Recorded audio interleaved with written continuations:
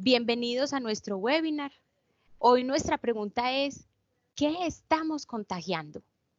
Y la respuesta colectiva de nuestra organización Processix es que estamos contagiando esperanza, transformación, descubrimiento de nuevas oportunidades, adaptación a las circunstancias, perseverancia, paciencia, conciencia presente, transformación y transformación. Por eso, hoy les queremos presentar este tema tan interesante de planeación y estimación de proyectos ágiles. Lo va a presentar nuestro experto consultor Juan Manuel Molineros.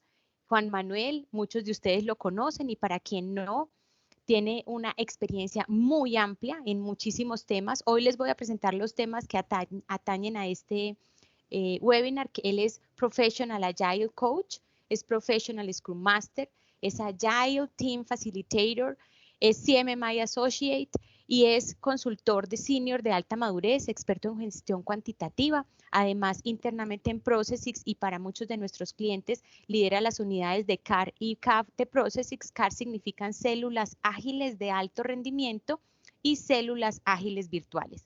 O sea que es una preparación maravillosa para podernos. Bienvenida a quien cariñosamente le decimos Juanma. Juanma, gracias por estar acá, por haber preparado este tema para nosotros. Sé que es muy difícil, pero retador, consolidar en una hora un curso que tú manejas, que son de 24 horas, que ponemos a disposición también de nuestros clientes. Hoy te agradecemos mucho por darnos esta introducción. Planeación y estimación de proyectos ágiles. Bienvenido, Juan Manuel. Gracias, Clara. Para mí es un placer poder nuevamente acompañarlos en este espacio. Básicamente, poder compartir con ustedes una abrebocas, ¿cierto? Una introducción, pero que sea sustancioso frente a lo que es este tema de planificación y estimación de proyectos ágiles. Hemos visto, ¿cierto? Típicamente que lo asociamos mucho el tema de la agilidad con los post-its, como se ven ahí. Está bien, ¿cierto? Nosotros los utilizamos, nos permiten colaborar, nos permiten interactuar, co-crear, como le hemos tocado en anteriores espacios, pero démosle un doble clic a eso, porque de fondo hay mucho más allá del post-it y del Kanban board que utilizamos frecuentemente en nuestras organizaciones y que ahorita quizás por esta situación que estamos viviendo, pues lo hemos venido llevando de una manera virtual. Entonces, ya conocemos algunas herramientas en las cuales podemos interactuar frente a este aspecto y ahora quisiéramos dar una profundidad mayor en un tema ágil que es bien interesante, que como lo ha dicho bien mi compañera Clara, pues es un tema bastante amplio donde hay mucha tela donde cortar, donde hay mucho que profundizar, pero sobre todo donde hay que entender el contexto de la organización, ¿ya? Recuerden que hay algo muy claro y es que la ingeniería de software no está escrita como una receta y a partir de eso y entendiendo eso, tenemos que buscar alternativas en las cuales nos vayamos adaptando a diferentes contextos que nos permitan generarle a nuestros clientes pues una mayor ventaja competitiva, una mayor entrega de valor. Quizás también para nosotros es importante tener un feedback continuo y validar que si eso que quiere el cliente, pues efectivamente ese es el camino que deberíamos de estar siguiendo y para él eso entrega valor y para nosotros también un rendimiento en cuanto a la productividad de nuestros equipos y por supuesto en lo que tiene que ver con los beneficios que obtiene la compañía al implementarlo. Entonces, sin más preámbulos, quisiera empezar hablando de este tema con algo que se ha venido trabajando, según dice la historia, desde el año 1958. ¿Ya? Aparece esto que ustedes están viendo en este momento en pantalla que se llama el cono de la incertidumbre. Y el cono de la incertidumbre es algo muy interesante que desde ese momento, puede ser incluso mucho más atrás, se ha venido hablando de él, pero hay veces no hacemos conciencia sobre lo que está sucediendo. Si bien lo que se especifica en esta imagen, podría alguien decir, es un esquema muy cascada, ¿cierto? Por cada uno de esos labels que aparecen o etiquetas que aparecen encima de cada uno de los cortes. Y sí, pero de una u otra forma se asocia mucho a lo que habitualmente hacemos en nuestros proyectos, ¿ya? Y es ahí donde yo quiero empezar a trabajar este tema para que vayamos haciendo mucha más conciencia. Probablemente ya muchos de ustedes en su organización tienen algunos aspectos asociados a esto. Y a partir de ahí, comentarles que hay un conjunto de numeritos que están apareciendo ahí sobre cada uno de los cortes. Mi invitación es que empecemos ubicándonos donde está ahorita este muñequito de color azul. ¿Qué es lo que nos está planteando el cono de la incertidumbre? Que probablemente cuando nosotros nos llega un proyecto, llega por ese correo o porque alguien nos dice, mira, está este proyecto, hay que hacer estas características, hay que hacer todos estos elementos, convocamos a alguien del equipo o a algunas personas del equipo y le decimos, bueno, ¿cuánto se va a demorar eso? Eh, ¿Cuánto esfuerzo hay que invertir? Y por supuesto derivará en un tema de costo. Inicialmente el cono de la incertidumbre se fundamentó en un tema de costo y después fue fue fortaleciendo y fue robusteciéndose y se fue analizando en investigaciones que también, pues por supuesto el costo en relacionamiento con el tiempo, el esfuerzo que se invertía y a partir de ahí plantea esto. ¿Qué pasaría allí? Que si ese personaje que está en este momento en la gráfica nos dice, creo que van a ser 100 horas y se encuentra en ese momento del proyecto, en el inicio, entonces uno podría decir que de acuerdo a diferentes muestras que se han tomado, ¿cierto? Y nos lleva a estos números, es que básicamente puede ser un 60% de esas 100 horas o podría llegar a ser un 160 de esas 100 horas, ¿ya? Eso es un rango y eso es el punto que yo quisiera también dejar muy claro en este espacio y es, la estimación no es exactitud. Quisiéramos que fuera exactitud, pero realmente lo que buscamos detrás de una estimación es tener una alta precisión en ella. Y esa precisión no puede ser algo determinístico, como yo decir 100 horas, 150 horas. Normalmente lo más adecuado es manejarlo en un rango.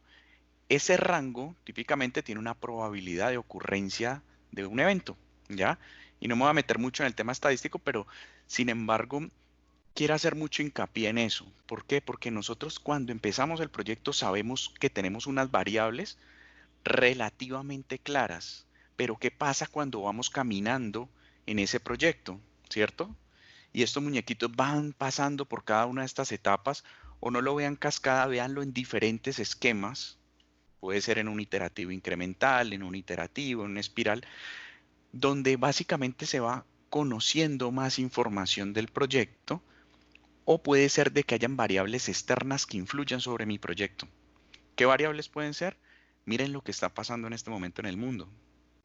Pues para la muestra un botón. Lastimosamente bajo esta circunstancia hay muchos de los proyectos con los que estamos conviviendo que habíamos hecho un plan y se nos han desbaratado, ¿ya? ¿Por qué? Porque son variables que no podemos controlar. Nadie se imaginaba que esto podía suceder, o más bien, más allá de que se lo imaginara, no sabía con precisión en qué momento iba a ocurrir, ¿ya? Entonces, también hay variables del mercado, también hay variables de que mi cliente tuvo algunas dificultades económicas y que el proyecto puede que quede ahí. Y entonces todas esas variables, entre muchas otras que pueden aparecer, hacen que la incertidumbre, ¿cierto?, habite en los proyectos, ¿ya? Y yo, por supuesto, tendré mucha más incertidumbre en el primer punto, en la parte roja, que cuando voy pasando. Y la pregunta podría ser ahí, o el planteamiento, o conclusiones, entonces solamente voy a saber cuánto es hasta que se termina el proyecto. Si tú quieres tener un valor de exactitud, por supuesto, ¿ya? Pero como nuestras organizaciones no están esperando una exactitud, ¿cierto? Y adicionalmente no podemos esperar hasta que termine el proyecto para decirle al cliente, oye, este proyecto va a costar, va a tener un esfuerzo de 100 horas y va a costar 100 pesos, ¿cierto? Entonces tenemos que buscar algún elemento que nos permita acercarnos con mayor precisión a lo que estamos haciendo. Y ese es el camino que les invito a recorrer en este espacio, y es a que veamos cómo desde la agilidad este camino se va recorriendo, ¿ya? Porque si bien hablamos de que la agilidad es un tema de, si lo miramos a nivel de gestión de proyectos, de alcance variable y tiempo y costo fijo, pues eso también tiene ciertas aristas que hay que contemplar. De pronto eso va a ser muy, muy claro cuando yo tengo a mi cliente muy metido en mi cultura ágil y puedo negociar con él un tipo de contrato de ese estilo, ¿ya? pero si no, probablemente siga conviviendo con proyectos en los cuales tengo el alcance relativamente fijo. Y digo relativamente fijo porque una característica de los requerimientos es precisamente su volatilidad, ¿ya? Entonces, bajo ese esquema, yo tengo que buscar otras alternativas en las cuales puedo convivir en un mundo ágil, pero puedo convivir también con esas situaciones del mercado mientras voy llevando a la cultura a mi cliente a que adopte esas nuevas formas de ver los proyectos. Y quizás también en un proyecto de innovación donde se está invirtiendo, probablemente yo diga, bueno, tengo unas horas fijas y el alcance va variando y van invirtiendo en ese proyecto. Y bueno, a medida de eso, yo voy contemplando que voy caminando en el proyecto y puedo ir dando estimaciones más cortas, en fin. Pero hay que también adaptarse a la realidad. Y la realidad nos dice que en la mayoría de los casos nuestro mercado típicamente está acostumbrado a una fecha, a una hora. Yo no les voy a decir que de aquí vamos a salir dando una hora ni una fecha con un método súper científico, pero sí una aproximación a eso para que por lo menos contemplemos la incertidumbre, que son elementos que muchas veces no se contemplan en las estimaciones. Hay otro esquema que lo he traído de este libro que cito al pie, digamos, de este gráfico, y es que básicamente nuestra estimación cuando invertimos un esfuerzo, digamos Michael que hace este análisis muy de sus proyectos, de lo que él ha podido analizar, dice, hombre, invertir más tiempo en la estimación no necesariamente lleva a una exactitud, a una mayor precisión en ella, ¿ya? Típicamente lo que se ve en esa curva es que a medida que yo invierto más esfuerzo en una estimación, es más probable que esto empiece a caer en precisión. Entonces, ¿qué es lo que se propone? Que si uno mira ese gráfico, uno hace un esfuerzo más pequeño estimando, efectivamente se va a acercar a mayores niveles de precisión en esa estimación. Y ahí es donde entra el agilismo, ¿ya? Porque el agilismo lo que nos plantea es poder ir haciendo estimaciones, sí de muy alto nivel, como lo vamos a ver ahora, pero también estimaciones más pequeñas que nos permitan tener un panorama mucho más claro, ¿ya? Como que nuestro radar pueda leer lo que está a 100 millas y que podamos ver algo en un mapa que nos permita ver lo que está a 1000 millas de lo que vamos a recorrer. Entonces, eso básicamente me lleva a que un proyecto está en riesgo si su planificación se extiende mucho más allá del horizonte, ¿cierto? De lo planificado, y sobre todo si no incluye tiempo para que el planificador levante la cabeza, mire el horizonte y haga ajustes, ¿ya?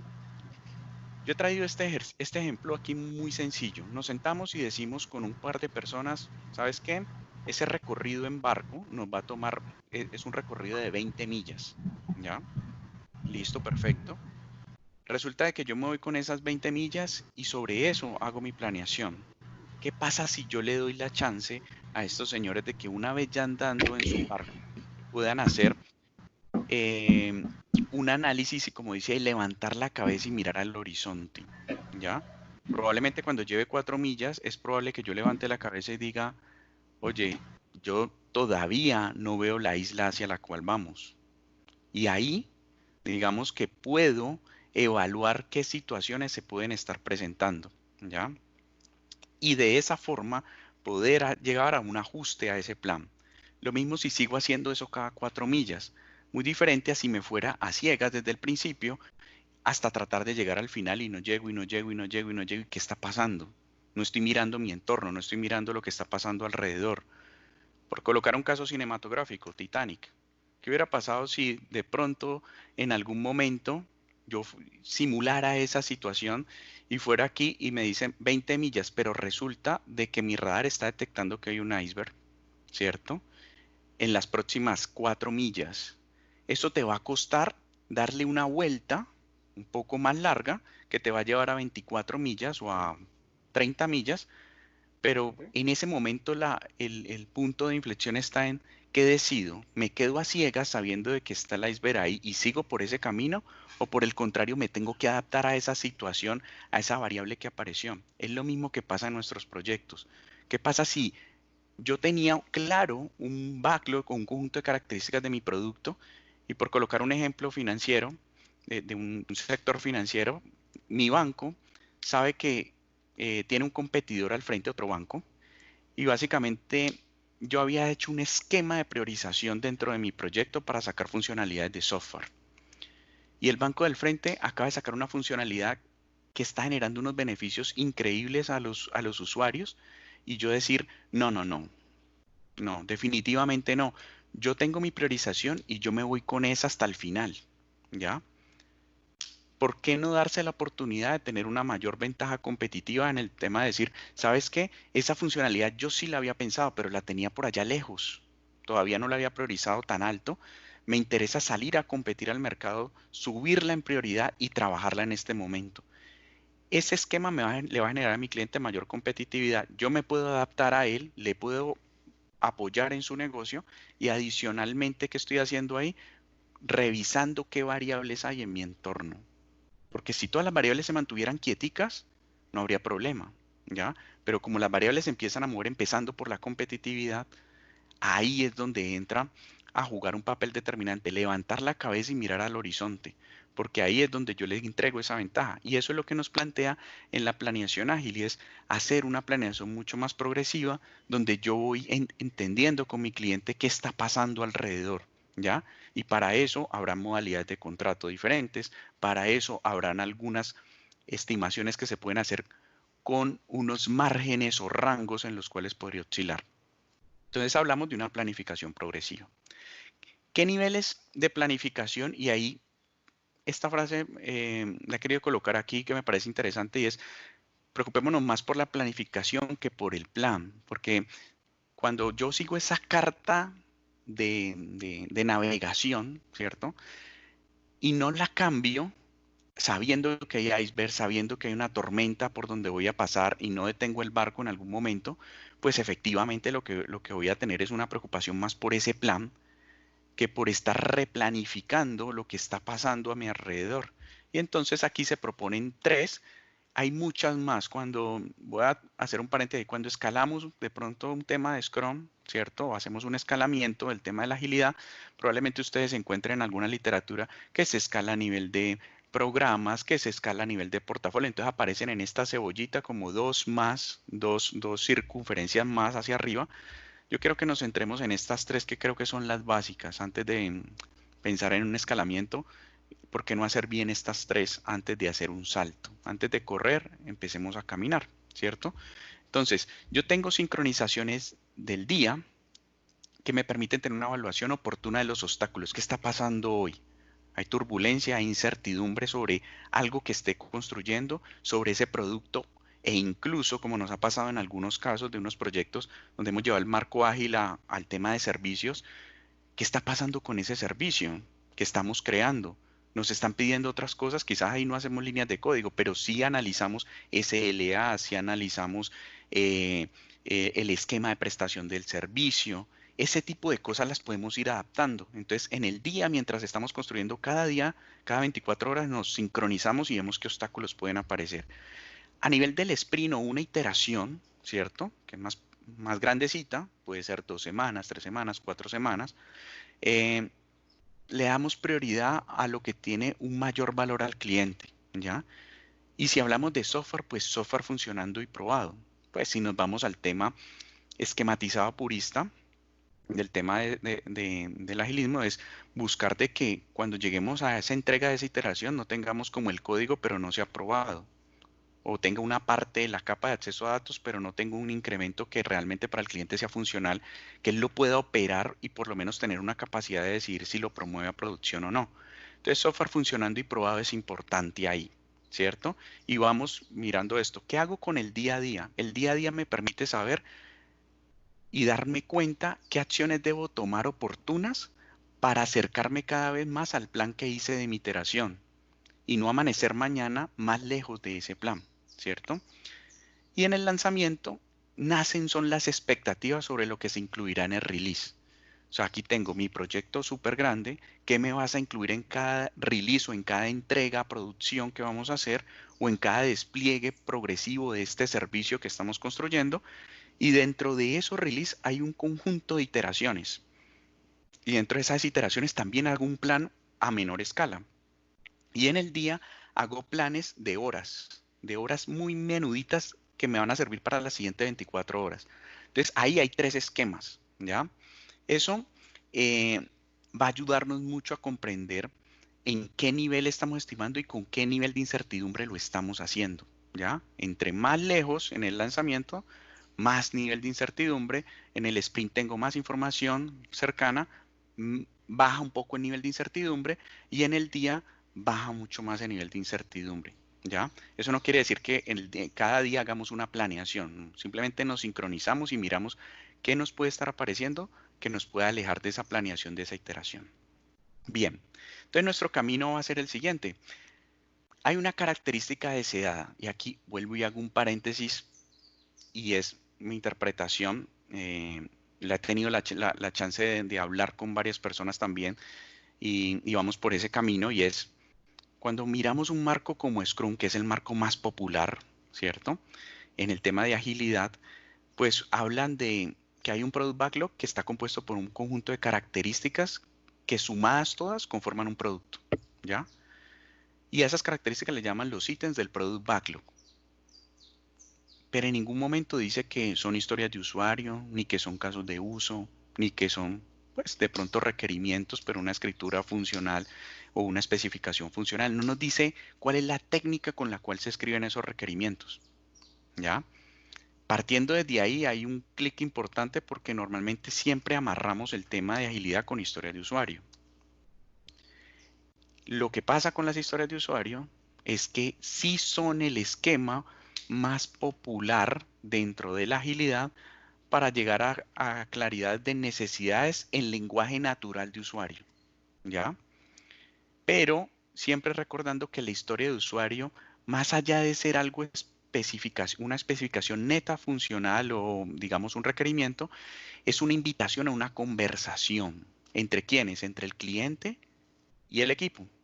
Conversación en mirar desde lo técnico cómo yo te puedo aportar y tú desde el negocio cómo me lo vas a priorizar y cómo puedes obtener mayor ventaja. Entonces, cierro ese paréntesis ahí para aclarar un poco ese aspecto. Aquí vamos a hablar sobre todo de historias de usuario, que quizás es lo más común que puede existir ahí. Eh, Creo que por ahí, gracias. Estimación de tamaño, pasamos a hacer una estimación de tamaño. Y en esa estimación de tamaño, eh, yo he colocado ese carrito y es qué tanto nos alcanza, ¿no? Dependiendo de esa iteración, qué tantos cubitos, qué tantas cajas en el supermercado podemos echar ahí de esas características. Entonces voy incorporando ahí de lo que tengo como Chao. capacidad, de lo que tengo como capacidad. Y ahí paso a una estimación en duración, ¿cierto?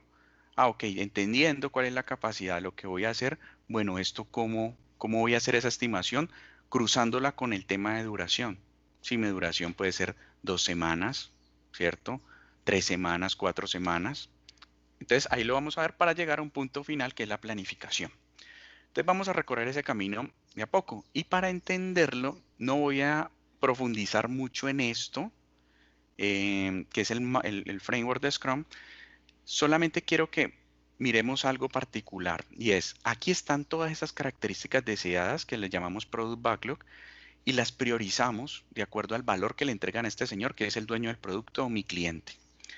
Esas historias o esas características, ¿cierto? O ítems de este Product Backlog se priorizan y los que están arriba son las que entregan mayor valor, por lo tanto, son las primeras que deberíamos empezar a abordar.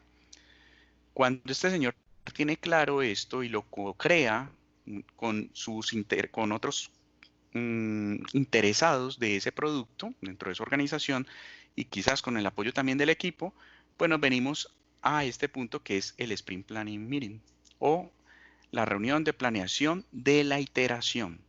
Entonces estamos dentro de ese circulito que veíamos ahorita, esos círculos ahí, vemos el segundo nivel que es la iteración o mi sprint como lo llamamos acá. Entonces aquí ¿qué pasa? Cuando empieza el sprint, la planeación del sprint, si estamos típicamente en un proyecto con un sprint o una iteración de 4 semanas, aproximadamente se dice que debería durar 8 horas, aproximadamente.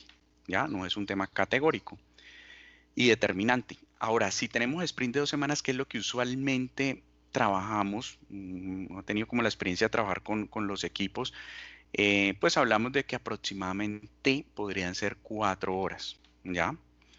Entonces ahí se desarrollan dos momentos. El primero es que este señor, que es el dueño del producto, le cuenta al equipo, mira, estas son las tres primeras características que yo quisiera obtener de mi producto para ganar valor, y le explica una por una. El equipo las entiende, pregunta, aclara y se deriva al tema de transparencia, que hablamos tanto. Es claro para ti y es claro para mí lo que vamos a hacer. Cuando yo ya tengo esa claridad, que no me cubre el 100%, o sea, no me da una certeza del 100% tampoco, requerimientos, volatilidad, ¿cierto? Pues de una u otra forma tengo más información para poder estimar a ese nivel. ¿Qué sería el segundo paso? Y ese segundo paso es en el que nos vamos a dedicar el resto de la sesión. En el primero es pregunta, planteo, qué quiero, mi característica, mi historia, se la explico al equipo como dueño del producto, el equipo me pregunta y aclara, y ya con eso él me puede ayudar a estimar. Entonces nos vamos ahí a este punto. ¿Se acuerdan que en el grafiquito que les mostraba anteriormente decía que después de mirar las características deseadas había un camino o un paso que era la estimación en tamaño, y había un carrito como de compras donde yo podía ir colocando las cajitas, el arroz, bueno, todas estas características que podríamos enmarcar ahí en esa analogía del mercado? Para eso necesitamos una unidad de medida, ¿ya? Lo mismo que, yo qué sé, un maestro de construcción necesita una unidad de medida para calcular cuánto tiempo va a requerir, ¿cierto? O cuánto costo materiales va a necesitar para hacer una construcción. Si bien el software no funciona como una construcción, de una u otra forma podemos darle una unidad de tamaño relativa. Y aquí quiero dejar un ejemplo en la relatividad, o en lo que es relativo en cuanto a tamaño. Cuando tú vas por primera vez a un restaurante, vamos a suponer que tienes mucha hambre y que tienes mucha sed, ¿ya? Y tú llegas y te sientas, llega el mesero y te dice qué va a ordenar. Tú miras la carta, ves una entrada que es una crema o una sopa, y después ves tu plato fuerte y ves que viene acompañado de una bebida.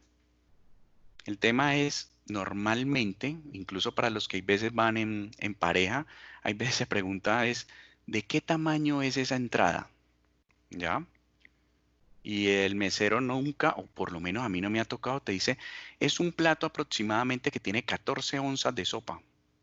Pues eso sería muy sofisticado en un restaurante. Hay veces en la carta sí he visto que en algunos casos aparece, sobre todo en las bebidas, pero es raro. Normalmente él te dice, es más o menos, y aquí voy a hacerlo con mis manos, espero que se pueda ver, es más o menos de este tamaño, ¿ya? Más o menos, relativo. Tú más o menos con lo que él te está mostrando en las manos, tú dices, uy, voy a quedar con hambre, ¿ya? Entonces tengo que pedir algo de fuerte, bien, o sea, que tenga bastante para poder quedar lleno, que tenga mucha hambre. Y ese es el primer caso. No hay una exactitud, yo no, por lo menos, o por lo menos yo no sé, puede que sea extraño en ese caso, y es yo nunca llego y digo al restaurante, dame una sopa de 12 onzas, ¿ya? Eso sería exactitud. Y yo tendría que ir a medir y todo esto, ¿no? Ahora, miren en la bebida también lo mismo. Dicen, tenemos medidas pequeñas, medianas, grandes o muy grandes.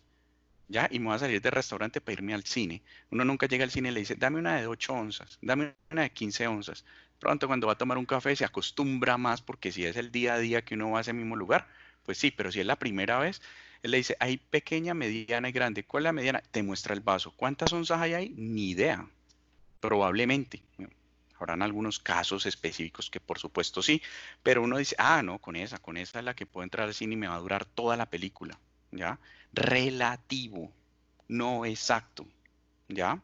Y ahí es donde están los puntos de historia de usuario, y son relativos y utilizan una forma para aproximarnos a una estimación de tamaño de qué tanto puede ser esa característica que vamos a construir. Se utiliza habitualmente la sucesión Fibonacci, que es la que ustedes ven ahí en pantalla, 0, 1, 2, 3, 5, 8, 13. Acostumbro normalmente los equipos a quedarme hasta el 13, ¿ya? Para no ampliarla tanto. Eso trae otras connotaciones que tiene un debate de profundidad y alguna experiencia que hemos tenido con respecto a eso, para no irnos más allá.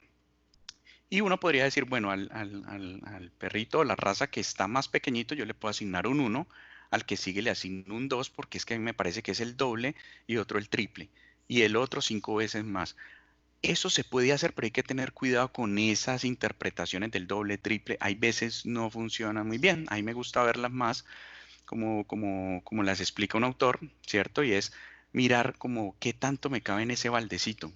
Pues si yo tengo 10 litros de agua para vertir en un balde y ese balde es de 8, pues se va a desbordar el agua. Más bien tengo uno de 13. Ah, pero Juan, en el de 13 va a sobrar. Sí, va a sobrar, pero no se va a regar el agua, que es lo que no quiero. Y sigo en lo relativo, ¿ya? Y ahí hay un ejemplo muy clásico y es, ¿y qué pasa entonces? ¿Entonces estoy sobreestimando todo el tiempo? No, porque probablemente si tú haces otro tema de debate de otro espacio es, si haces una división de esa característica porque no te alcanza en ese tiempo que tienes o en ese balde, pues probablemente cuando la dividas puede que te salgan más pequeñitas, siguen siendo la misma en conjunto, pero te salgan cosas como un 5 y un 3 y un 2. Entonces al final era de 10. No escogiste el 8 que se desbordaba y el 13 que es un poquito más allá por lo relativo, pues no estás tampoco tan lejos, estás en 3. O sea que te va a balancear de una u otra forma y por eso esta sucesión quizás es de las más utilizadas. También pueden utilizar 0, 1, 2, 4, 6, 8. O sea, esto es a partir, como decía, del contexto de la organización. Típicamente esta es la que más se utiliza y la que más hemos abordado en los proyectos. ¿Cómo puedo catalogar ese punto de historia? Pues el esfuerzo necesario más la complejidad más la incertidumbre. Ah, ok, o sea, si tengo que hacer una historia o una característica, ¿cuánto podría ser el esfuerzo que necesite? ¿Cuál es la complejidad o la dificultad para armar eso? Ah, de pronto no tengo las herramientas, no tengo los recursos, desconozco un poco el negocio y la incertidumbre que puede estar atada también a esa complejidad, que me gusta más la incertidumbre en ese caso, y es no conozco ese lenguaje, no sé cómo funciona esa tecnología, no conozco bien el negocio, entonces me genera mucha incertidumbre a comparación de algo que es una página de login que yo la tengo clara, ¿ya? Entonces la incertidumbre tiende ahí a cero, mientras que en el otro caso es más. Entonces, la relatividad, perdón, la relatividad no, lo relativo nos ayuda a irnos a que, por ejemplo, una cosa que parezca muy similar, que pueden ser calificadas como 3 puntos de historia y 3 puntos de historia, puede ser de que esta, aunque parezca pequeña, tenga una mayor incertidumbre en cómo construirla y se me vaya de 3 a 5, solamente por un tema de incertidumbre, ¿ya? De desconocimiento, porque cuánto no nos hemos sentado a codificar y decimos, no sé cómo es esto, voy a ir a buscar en un blog, ¿cierto? A ver cómo se hace este tipo de funcionalidad. Eso lo manejamos desde ese punto de vista. Ahora, en la estimación hay unas técnicas que acá confluyen muy bien y yo les diría, fijémonos en la intersección. Está el experto, que a mí me gusta más el expertos, ¿cierto? Y analogía y desglose. Aquí en una técnica que existe hay una mezcla de todas ellas que, como por ahí hemos visto en temas de requerimientos, cuando uno hace el levantamiento de requerimientos, mezcla algunas técnicas para reducir el riesgo de la pérdida en obtención de información. Acá podríamos verlo de la misma manera y es, ¿qué tal si yo mezclo estos tres elementos para reducir el riesgo de tener una desviación en la precisión en la estimación muy alta? Vamos a ver cómo funciona eso, ¿ya? Entonces, aparece una técnica que muy conocida dentro del mundo ágil que se llama Planning Poker, no es la única, ¿ya? Donde nos permite fusionar algo de esas dos, fusiona dos y después vamos a ver cómo llega la tercera, que es el desglose. Entonces, como les decía, en la planeación del sprint o de la iteración se presenta la historia. Típicamente viene en esta estructura, como rol de usuario quiero tener un objetivo, una funcionalidad para poder obtener a través de ello un beneficio. Entonces, consiste en que cada integrante del equipo posee en sus manos una baraja de cartas con los números correspondientes a la sucesión Fibonacci, como se ve ahí en la imagen, ¿cierto? Y básicamente hagan de cuenta que vamos a jugar póker. Entonces cada quien, yo le entrego a ese equipo de proyecto una baraja. Lo podemos hacer con cartulina. Ahorita hay unos temas virtuales que ahorita les voy a mostrar alguna herramienta en la que pueden apoyarse para hacerlo. Cada uno tiene su baraja de póker y vamos a jugar. Entonces tenemos esta característica deseada. Pasemos al paso de la estimación de tamaño. Entonces, se presenta la historia, se aclara, como les decía, ese dueño del producto dice por qué ese beneficio, por qué la quiere de esa manera, se evalúan cómo la va a aceptar o criterios de aceptación, y después dice, todos los participantes proceden a realizar su estimación en forma secreta sin influenciar al resto del equipo. Ojo, esto es importante porque si no lo haces así puede generar un sesgo, ¿ya? Está el líder ahí o el que todos consideramos que es el más teso, el que tiene más claridad en el desarrollo de software o en las pruebas y decimos, no, lo que diga él, yo me voy por él, no lo voy a contradecir. Entonces es bueno que estén ocultas, ¿cierto? Poniendo la carta elegida boca abajo, o sea, como si fuéramos póker, nadie va a mostrar su juego, ¿no? Tercero, una vez todos han estimado, se da vuelta las cartas. Yo típicamente lo que digo es, cuento del 1 al 3 y todos levantan las cartas al mismo tiempo. 1, 2, 3, levantan las cartas, cada uno. Y va a pasar algo como esto, ¿ya? Probablemente en la primera ronda pase algo como esto, o incluso hasta sea más variable, ¿no? 3 votaron por 5, 1 votó por 8. Y aquí llega algo muy poderoso que les hablaba de él en el anterior webinar, que es el tema de sabiduría colectiva o sabiduría de multitudes. ¿Por qué? Porque hay unos extremos, ¿cierto? El 8 y en este caso el 5. Ahora, ¿qué voy a hacer con esos señores? Que discutan en el buen sentido de la palabra, o más bien, que Chris, que sacó 8, diga por qué él considera que son 8 puntos de historia. Ah, porque yo tengo una incertidumbre, porque creo que hay que hacer esto, esto, esto. Siempre toda esta puntuación se está mirando como equipo. O sea que si tengo ingenieros de desarrollo de calidad allí, lo tenemos que ver en conjunto, ¿ya? Y ahí Chris va a decir, tengo un 8 y es por este y este y estas razones, y alguno de los 3 que votaron por 5 va a explicar por qué 5, ¿ya? Siempre pedimos que hablen los extremos. Con esa información yo tengo, digamos, mucha más información, valga la redundancia, para poder analizar. Y uno dice, bueno, ¿y cómo hacen después como para poder encajar si algo es un 5 o un 8? Entonces voy a paréntesis aquí y voy a hablar de triangulación. La triangulación es una técnica que se da normalmente en este tipo de casos, donde se hacen estimaciones comparando el requerimiento con otros múltiples requerimientos en cuanto a su funcionalidad y criterios de aceptación. Entonces puede ser de que cuando Chris y cuando todo este equipo de 4 personas ven eso, internamente ellos tengan algo contra lo cual poder hacer referencia. Entonces dicen, tengo una historia A y una historia B que ya fueron puntuadas respectivamente con un 3 y con un 1 y llega la historia D. Esa historia D, que es la que estamos analizando, yo podría determinar, ok, la historia D es más grande que la historia B de Bogotá. Sí, pero es más grande que la historia A. No. ¿Es igual a la historia A? No. Ah, entonces está por debajo. Sí. A eso se le conoce como triangulación y es un mecanismo muy interesante, muy efectivo para poder customizar, digamos, comparar y hacer analogía. Entonces ahí entra el segundo tema, ya tenemos experto en analogía, para poder encasillar, perdón, una historia dentro de un conjunto de puntos. Es más fácil hacerlo así, ¿ya? Y te da que no te vayas a sobreestimar en una y que quizás en un momento de desconcentración, de no entendimiento, pues votes muy por allá y se te escape un poco del rango de lo que podría realmente ser la historia. Pero volvamos aquí al planning poker. Una vez teniendo en cuenta que ellos mentalmente o en su tablero pueden estar haciendo ese ejercicio de triangulación, las rondas siguen hasta que se logra un consenso y luego se realizan nuevamente los mismos pasos con la nueva historia, ¿ya? Entonces, volvemos a decir, con esa información que ya obtuvieron de los extremos, vuelvan y voten, tengan las cartas abajo, 1, 2, 3, levantan y puede ser que pase esto, ya hay un consenso. Si hay un consenso, decimos que esa historia tiene 5 puntos de historia de usuario, de tamaño relativo, ¿ya? Y entonces, alguien podría decir, no, pero eso puede ser una discusión infinita.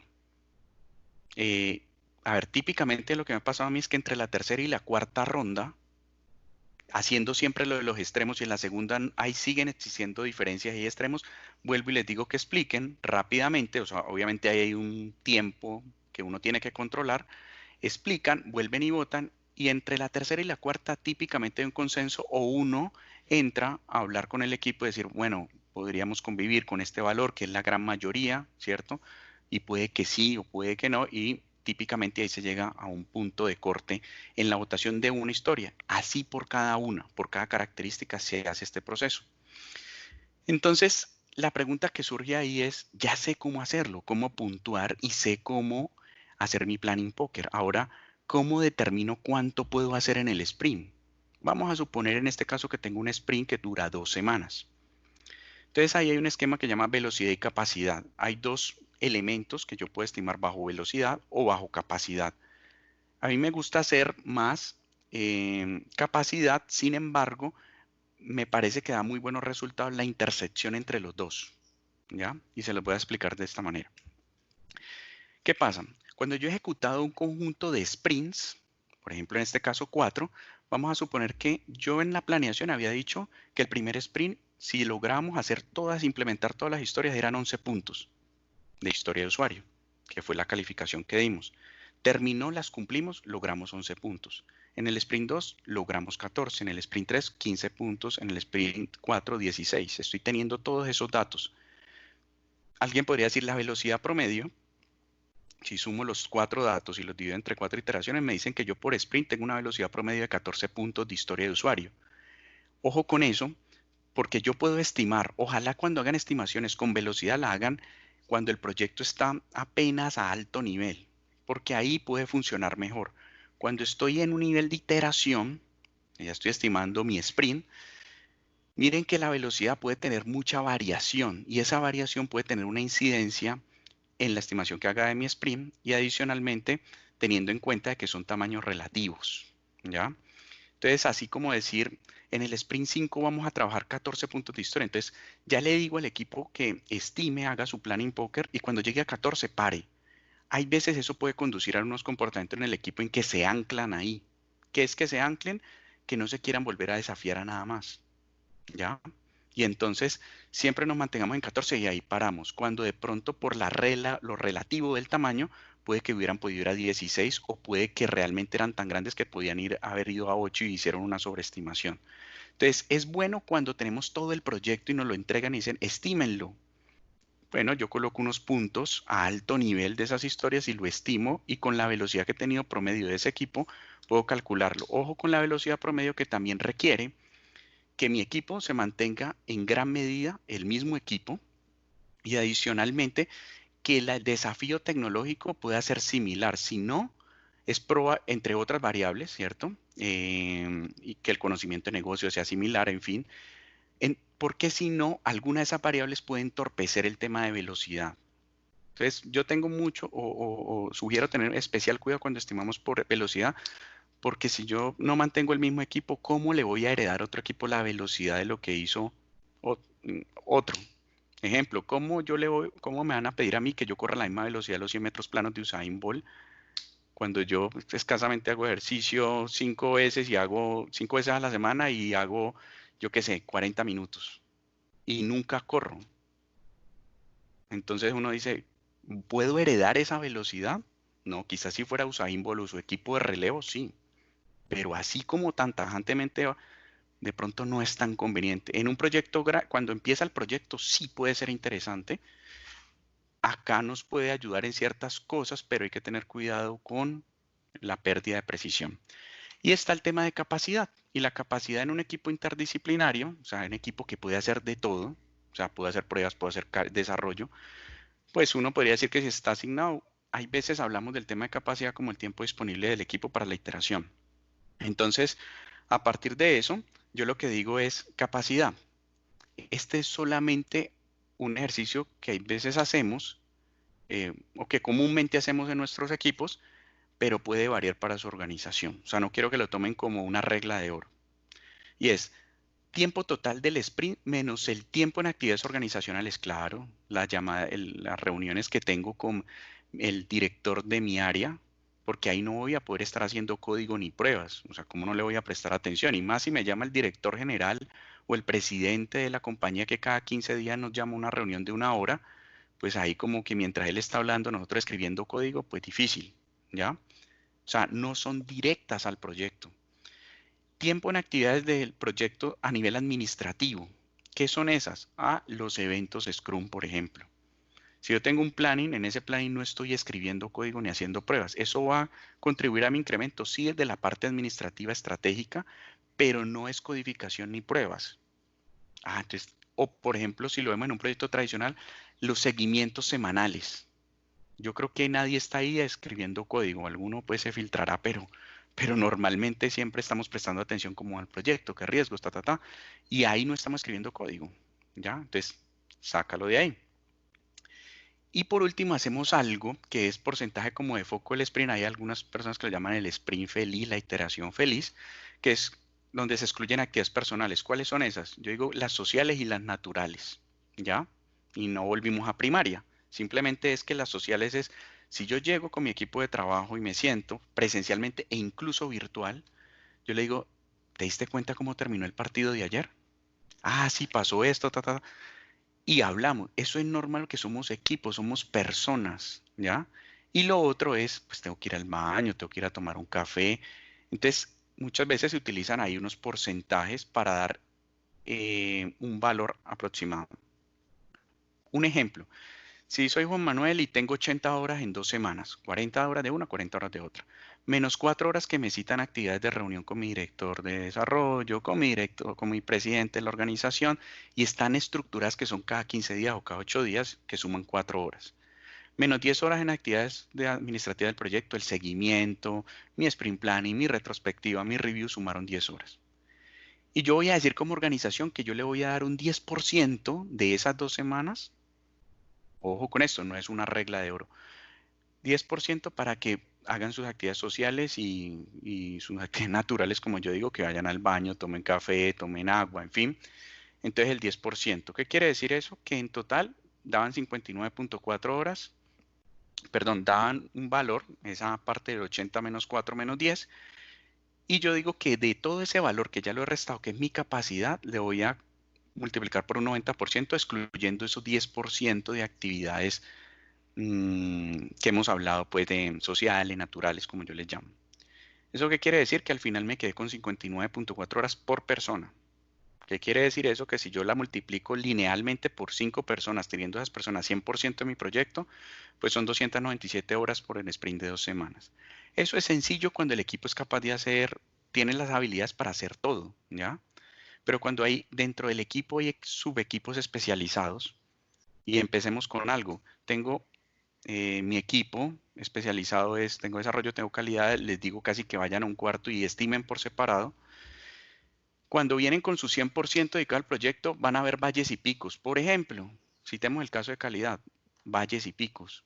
Van a haber momentos en los que van a estar haciendo plan, diseño, ejecución, y van a haber unos espacios que no se les ha liberado alguna característica para que prueben, y ahí hay un valle, ¿ya?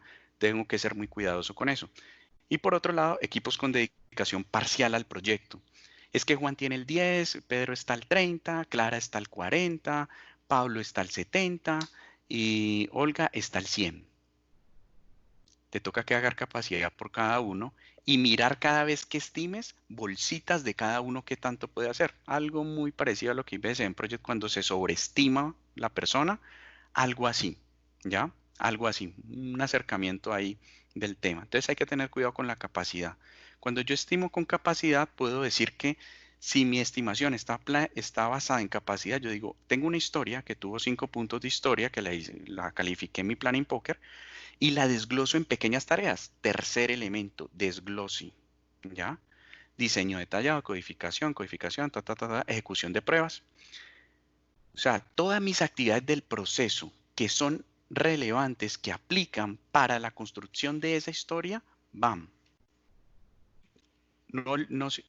Hago esta claridad porque muchas veces uno se puede encontrar como estamos en el agilismo, entonces solamente es escribir código y probarlo. Ya. No, o sea, hay actividades que mi proceso ha encontrado que entregan valor, ¿ya? Y habrán algunas excepciones a ese proceso, quizás en algún momento, donde vemos que no entrega valor y es bueno excluirlas momentáneamente de ese proyecto. Pero sigo el proceso organizacional, ¿ya? O las actividades que entregan valor para construir ese incremento. Aquí me dio un total de 26 horas. Ok, si nos devolvemos un poco al slide donde yo hice el cálculo, miren que aquí decía que tenía 297 horas, Vamos a trabajar con un equipo interdisciplinario. La pregunta que se debería hacer el equipo ahí es, si esto sumó 26 horas, y miren que ahí está calidad y desarrollo, ¿cuántas horas tengo estimadas en mi capacidad? 297. Si a 297 le resto 26, el equipo al obtener ese valor me va a decir, oye, ¿sabes qué? Me va a quedar tiempo todavía disponible. Que pase la siguiente historia, ¿ya? Y vuelvo y hago el proceso, Planning Poker, hago el tema este de que desgloso la historia en tareas, sumo y vuelvo y me pregunto, ¿tengo capacidad para hacer? Sí, va. Viene la otra, va, hasta que se me llene la capacidad, ¿ya? Y ahí hay una técnica que básicamente podría suceder en algún momento, y es que voy en la octava historia para este sprint y la historia me está dando por capacidad 220 horas, o sea, se me subió 300 horas, perdón, se me pasó por 3 horas. Vamos a ponerlo más difícil, 310, se me pasó por 13 horas. Pues es probable que ahí yo ya sepa que no vaya a alcanzar. No tengo capacidad para hacerlo. ¿Qué puedo hacer ahí? No dejaré ese espacio ahí. Probablemente lo que puedo hacer es una técnica de división de historia de usuario para coger esa historia que está dando 13 horas y dividirla en pequeñas historias que entreguen valor, no que sea solamente la capa de acceso a datos, porque eso pues, no sería un incremento funcional, sino que entreguen valor dividiéndolas y que quizás una de esas divididas me sume las horas que me suman las 297 y las otras van al siguiente sprint. ¿Ya? Eso es lo que uno hace allí. Obviamente hay técnicas de división. Nosotros por lo menos utilizamos por ahí como 12 patrones de división y eso es como lo que trabajamos. Entonces, aclarar un tema para ir cerrando es, la velocidad no es determinística y es mejor emplearla como un rango en la estimación. Por lo que les digo que estamos utilizando una medida de tamaño relativo. Y como la velocidad se fundamenta en el tamaño y en la duración del sprint, pues le puede meter un cierto ruido en la estimación cuando calculamos para el siguiente sprint, como tengo 14 puntos de historia de usuario por sprint, entonces el siguiente hasta que llegue a 14, ¿ya? Me ancla probablemente y también puede que esté cometiendo errores en estimación, ¿ya? Eh, ¿Recuerdan este gráfico? Bueno, yo puedo hacer algo que tampoco es una regla de oro, pero me puede ayudar en algunos esquemas, especialmente cuando estoy estimando el proyecto completo, ¿ya? O sea, en esa versión de lanzamiento. También lo puedo hacer a nivel de sprint y les quiero mostrar un ejemplo de cómo utilizaría probablemente yo este cono de incertidumbre con esos valores. Entonces, tengo una velocidad promedio de 14 puntos de historia de usuario por un sprint que dura 2 semanas. Imaginemos que la próxima iteración, ¿cierto? Cuenta con historias. ¿Cuántas historias lograremos comprometer para el siguiente sprint? Ok, ¿cuántas? Uno diría las que sumen 14. Ok. Sin embargo, yo les voy a plantear esto. ¿Qué tal si empleamos el cono de la incertidumbre como una guía de predicción? En el ejemplo que les planteo dice, si aún existe una alta incertidumbre sobre las características de producto que se van a construir, ¿cierto? Y el equipo aún se está acoplando y existe mucha variación en las velocidades obtenidas en los sprints anteriores, como lo veíamos 14, 11, 15, 13, 8, ¿cierto? Pues podría suponer que me encuentro en el inicio del cono de la incertidumbre. Quiere decir que mi variación puede estar entre 80% y 125%, entendiendo que la velocidad nace de un tamaño relativo, que son puntos de historia. ¿Dónde me voy a ubicar en ese cono? En el segundo bloque, no en el rojo, sino aquí. Voy a decir, ya he recorrido algo del proyecto, conozco algo, voy a trabajar con estos valores, con el 80% y con el 125%. ¿A qué voy con eso? Que podría indicar que mi velocidad para el siguiente sprint se encontrará en un rango entre 11.2, ¿cierto? Que vendría a ser de los 14 puntos de historia de velocidad por el 80%, 11.2 a 17.5 puntos de historia, que es el 125%.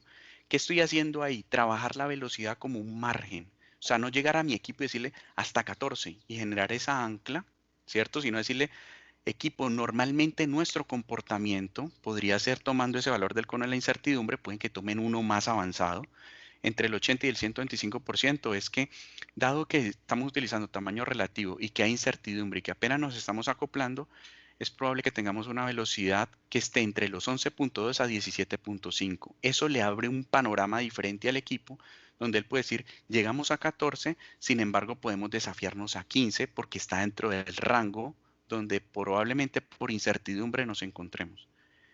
Y les diría que extrapolemos esto un poco al tema de los proyectos grandes. Cuando llega el proyecto grande, están todas las posibles historias a un alto nivel, yo las puedo puntuar y dependiendo de esta velocidad y el rango de incertidumbre, que podría utilizar el primero del cono, ¿cierto? Podría decir, ok, si son tantas historias que me suman 100 puntos de historia de usuario, y yo tengo una incertidumbre que puede estar aquí, entonces puede ser de que esté entre 60 historias de usuario, entre 60 y tengo una velocidad promedio, perdón, de 14 puntos, pues puede que esté más o menos en velocidades promedios, ¿cierto? Entre lo que calculamos ahorita que era 11.2 a 17.5 puntos de historia. Si eso es así, por sprint, uno haría como que haría una proporción ahí, ¿cierto? Dice, si son 100 puntos de historia, y como máximo pongámosle que no voy a hacer los 17, sino que utilizar 16 aproximadamente, o puedo utilizar el rango, decir, bueno, aproximadamente podrían irse entre 15 y 17 sprints, por decir cualquier cosa. Y si yo tengo 15 y 17 sprints y calculo la capacidad que va a tener mi equipo, que es de 297, como lo decíamos, pues podría relativamente o aproximadamente multiplicar por ese valor y me daría el esfuerzo, ¿ya? Pero recuerden siempre en rangos, porque aquí no hay un evento determinístico. Bueno, básicamente era lo que les quería compartir en este espacio. Este tema tiene mucha profundidad en cada uno de estos conceptos que he venido repasando. Decirles que hay unas herramientas para apoyo en equipos remotos como el Scrum Poker Online, donde pueden hacer el Planning Poker, ¿cierto? De manera online, ocultando las cartas y el equipo se puede conectar. Uno crea una sesión ahí y puede hacer su votación. Está Scrum Time, que es una aplicación móvil, ¿cierto? Que la pueden bajar el celular y simplemente por la cámara mostrar lo que sacaron en su celular, escoge la cartica. Está Mural como para facilitar el tema de la planeación y está, por ejemplo, Azure DevOps y Jira como herramientas ALM que gestionan todo el ciclo de vida, donde puedo tener toda esta información de esfuerzos, puedo tener el tema de la velocidad, la calcula, el tema de los puntos de historia. Básicamente, como les decía, quería compartirles esto. Es un tema de mayor profundidad en cada uno, pero quería hacerlo como bastante sustancioso, que pudieran llevarse, digamos, algunas de estas ideas para sus equipos y evaluar, digamos, cómo podrían afrontar esos proyectos ágiles. Les agradezco mucho. Le doy el paso a Clarita para que pueda hacer el cierre de la sesión.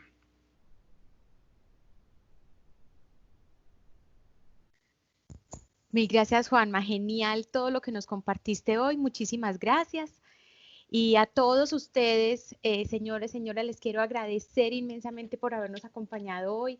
De verdad que nuestra razón de ser es poder compartir la información con ustedes.